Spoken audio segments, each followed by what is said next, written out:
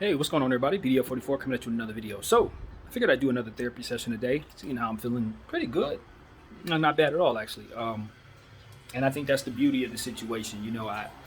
I'm in a space where uh, the pot of money that I was usually picking from to just basically fund myself all summer long since I quit my job, it's depleted down to almost nothing because I had to get the car out with that money.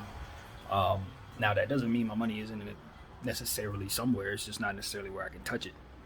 Um, and I've designed it that way purposefully, but didn't intend for this particular account to get down to nothing. So now I'm in a weird spot. Meanwhile, AMC is just getting kicked around like every other stock in the stock market. But this is it's getting to a point where it's like it hurts, But you just stand still because at the end of the day, that was not money I was ever going to touch, or at least that was how it's supposed to be designed, as I said. So if it's not going to be touched, then what difference does it look like in whatever given calendar day? Like today it's worth this, tomorrow it's worth that. Either way, I can't touch it, don't touch it, and so therefore. But I guess I came here to say that I'm thankful that I was able to use as much of that money as I did before this day. Now, granted, that stuff is going to recover. You know what I mean? But what I'm saying is that all the stuff that I needed to do, I was able to get it done when the stock was above $38. Getting my car out, I prayed so much and came on here and made so many different videos. But one of the points that I always made about this side of the game in terms of getting the car out as opposed to not was the fact that the stock could do anything at any given moment. And although we hadn't seen it dip below 28 since we had run up to 75, didn't mean that couldn't happen. And while everything had been stable for several months, the way things go, you just don't know what's next. And so my thinking was I had better strongly consider using the money that I can while I have it. Because if something goes wrong, even though we haven't seen it go wrong to this degree, I won't. And I'll be out of a car and out of money and in a position where I can't necessarily get around if I need to. So I made the decision to get my car back, and it stung bad. Like I said, it depleted this account, so I'm sitting here semi-broke, cash broke.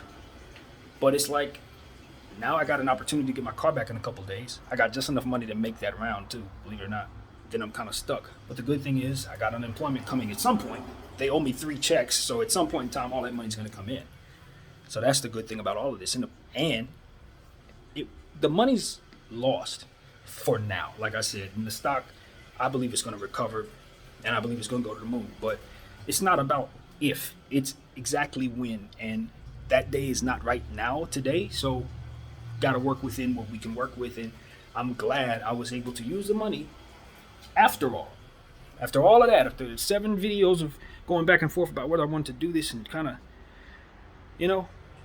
when I sat down, I really thought about it and prayed about it. The message that I kind of received more or less was whatever you decide to do is going to work out. My responsibility in my mind was to hold those shares as best I could, or at least hold on to this grip of money. And the funny thing about it is it always was able to replenish throughout the summertime. Like anytime I'd pick from it, money would come right back. You know what I mean? Because I held it at such an amount that it wasn't much with the volatility to really just keep picking from it, and it would just continue to stay. But of course, you're picking from it, and naturally the pot is going to decrease. But I'm saying the dollar amount itself, it stayed at like the same for like 5 months, 4 months, and I was just continuing to pick. You know what I'm saying? So it served its purpose, but now it's gone. It's like, what do I pick from now? So obviously, I'm waiting on these unemployment checks. I've done everything I need to do on my end. Now they just need to send what they need to send, which will help me very much. So short term, very, very short term, I don't know what I'm going to do. But the good thing is, all of that other stuff, EBT finally came in, so now I got my grocery stuff. I can get that assistance. I was able to purchase groceries for like $10. Praise God.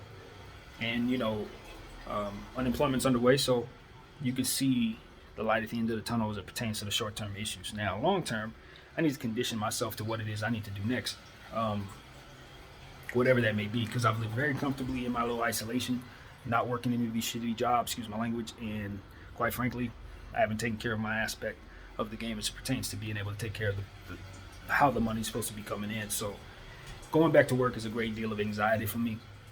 I have made up in my mind that I'm not going to do security anymore, however realistic that actually is. It's what I've been sitting on for a while. And, I've enjoyed skating in life like this, but it ain't giving me the consequences that I ultimately want for myself. And as a man, I own it. I mean, it's not like, oh my God, someone did something to me. Nothing like that. It's just when you think something's going to happen and you put yourself in a position for it to happen, and it just hasn't happened yet, and you don't cover your other aspects of the game like you're supposed to ensure that you're saved and your backside is covered in.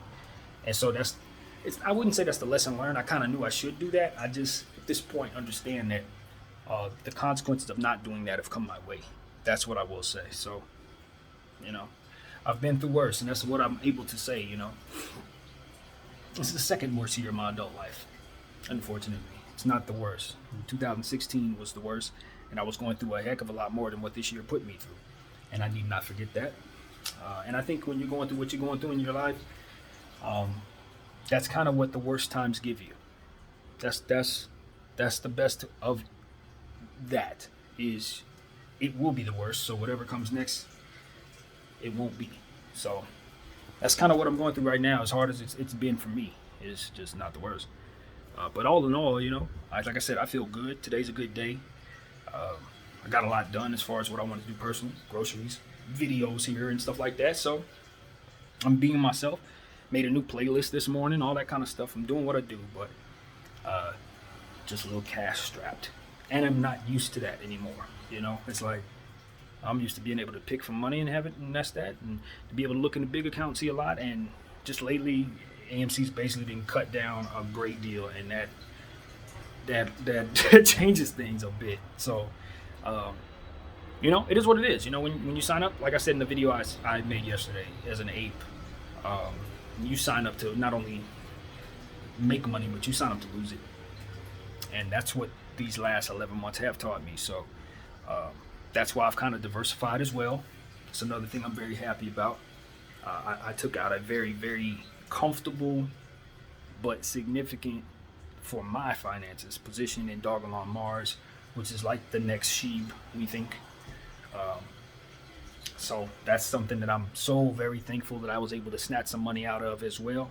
You know what I mean? But the problem with that is crypto.com does not allow you to sell, so that money's not touchable. I can't touch it. So you can sell. I got to make that clear. With Doggone on Mars, you can sell, but only certain amounts, just like you can only buy certain amounts. So it's only for that particular coin, and we don't expect that'll be forever. I know why they're doing it. It's because they're collecting the coin itself. So that, to me, in my mind, is a sign of good things. So I'm just kind of throwing my hat in there. I understand that meme coins are not the most substantial thing to invest in, but from what I understand, this is not actually a meme coin. When you dig a little deeper, it does have some functionality to it. So I feel like it's a decent short-term investment and a pretty solid long-term investment in terms of a good meme coin, so to speak, a good one. So I'm messing with that, and we expect that thing to do some really good things in the next couple months. So you can see stuff on the horizon for me. It's just like right now, broker than I've been in months, or over a year. So I'm just thankful the Lord aligned it so perfectly, and I do give Him credit because that's how I am. That I was able to have all of the help that I need in place at the same time the brokenness would come into play. So it just perfectly aligned, man. But I credit myself for not being greedy throughout the summertime too.